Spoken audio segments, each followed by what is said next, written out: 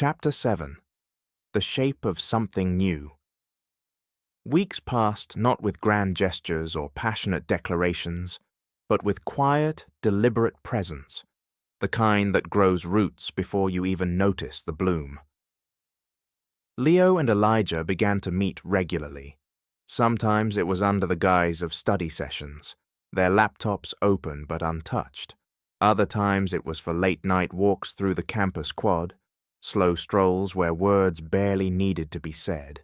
They met for coffee, for rain-watching, for nothing more than the comfort of each other's company. There were no labels, no announcements, no carefully curated photos with heart emojis. Just something real, something unfolding in its own time. They had become a habit to each other, a rhythm in each other's days. Leo found himself watching the door at the library, waiting for Elijah's familiar knock on the glass, always paired with a smirk and a drink he pretended to have picked randomly. He waited for the notes Elijah slid across desks during lectures, scribbled with absurd memes or lyrics that made him stifle laughter.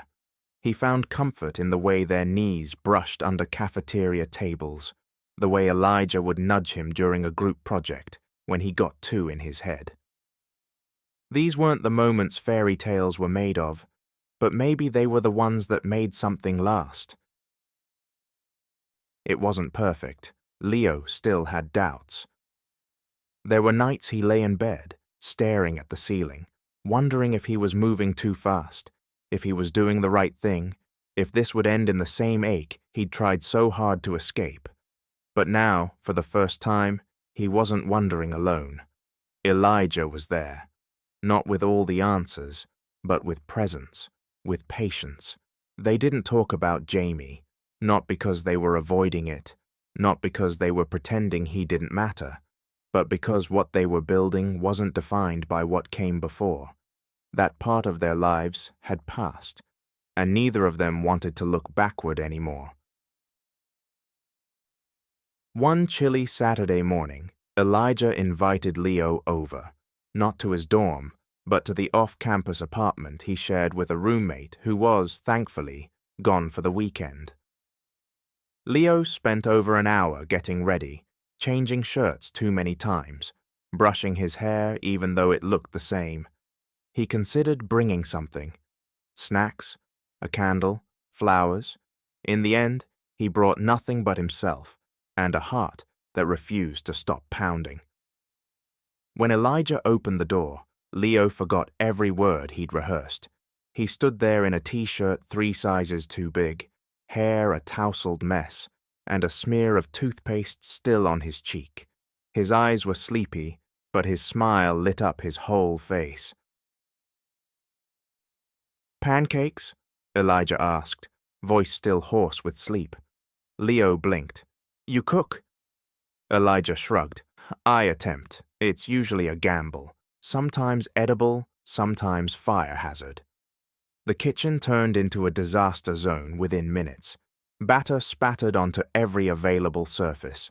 Flour dusted the floor, the counters, and both of them. Leo ended up with syrup on his elbow.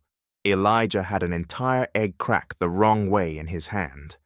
The smoke alarm blared at one point, and Elijah waved a towel like a maniac, while Leo doubled over in laughter. Eventually, they made something resembling pancakes, burnt on the edges, soggy in the center, but slathered in syrup and pride. They sat on the floor to eat them, surrounded by chaos, Elijah's playlist humming in the background.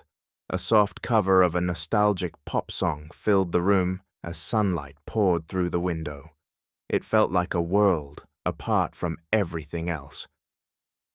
After breakfast, they lingered in the living room, half-finished mugs of coffee beside them. They sat cross-legged on a tattered rug, their backs against the couch. The light framed Elijah like something out of a painting, catching his jawline, the slope of his nose, the quiet curve of his mouth. Leo stared at him for a long moment, heart fluttering with something unnameable. "You're not what I expected," he said softly. Elijah turned, smile slow and knowing. Still my favorite line. I mean it, Leo said. When we met, I thought I knew what kind of guy you were. Too smooth, too confident, probably careless with people like me. Elijah raised an eyebrow, half amused. But you waited, Leo continued.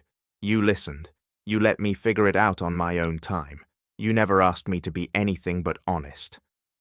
Elijah's expression shifted, quieter now. Want me to keep surprising you? Leo didn't answer with words. He leaned in, and this time, when their lips met, it was nothing like the movies. There was no sweeping music, no sudden crescendo of violins. Just warmth, the press of mouths, the slow realization that this was real, that this was right. It wasn't a kiss that asked for promises. It was a kiss that said, I'm here.